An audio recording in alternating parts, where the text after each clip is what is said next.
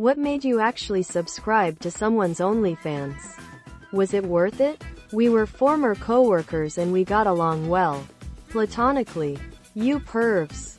She accidentally revealed that she was making feet content when she asked for tips on how to use a certain camera setting.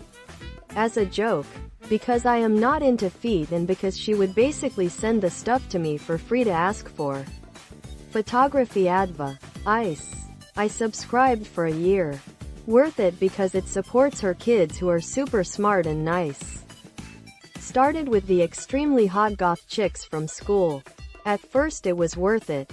Everything you could think of. However, it then turned into the model you see today.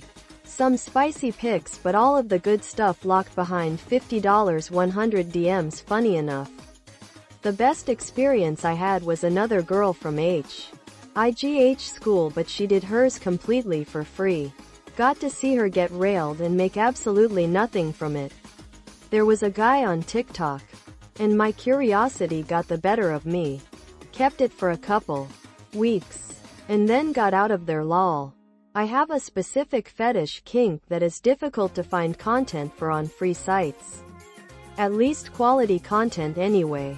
Mostly only cam girls do it. And I can't stand the cam atmosphere, the donation noises, the music, and low audio, video quality. So finding people on of ManyVids, etc., who make more curated stuff has been helpful. I'll sub for a month. Download WA.T non-PPV content they have. Maybe pay for a video if the sub was free and the video looks decent. I don't sub to those who then charge for the videos. Unless the sub itself is free. I've only done his maybe 4 or 5 times total. I have about 10-ish videos and that's been fine. I don't watch them very often, but when I'm in the mood it's good to have options. Lol. I do sub to a singular of a NT right now, though, and have been for a few years. I met them IRL a few times in the last 5 years. And subbing on of was a way to keep supporting them and keeping in contact between visits. They're going through a tough time now, and they haven't posted or done SW at all in over a year, but I keep it active to help out. I just hope they're okay, honestly. Belle Delphine started doing some actual porn, so that was fun. Another girl because her videos had some really cool horror aspects that I loved. Lol. There was a few ladies that made me give in and sub. It can really depend on the person. R1. I did finally get to see the goods that I was curious about, but a lot of paywalls. The other, Didera's Bay, had a few paywalls, but her content was reasonably priced that made me buy. On top F that. She sent videos once or twice a month and the DMs was well worth it.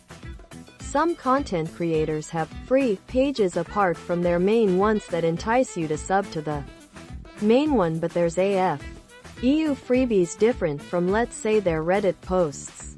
Others have high subscription rates and they hardly ever post and don't offer much for PPV stuff either. I don't like those types. The NPCM messages on the DMs can be annoying. Lol. In conclusion, some may be worth it and some are a money grab. Shout out to Gothig for posting videos that she posts on the hub, but a lot of peeps can't CCESS because of state regulations. And that's all I got to say about the war in Vietnam. I was severely depressed for a few years. I found someone on one of the other social media platforms that did those vaguely sexual affirmation videos. It wasn't worth it for the porn, but it definitely was worth it to hear her voice on a more consistent basis.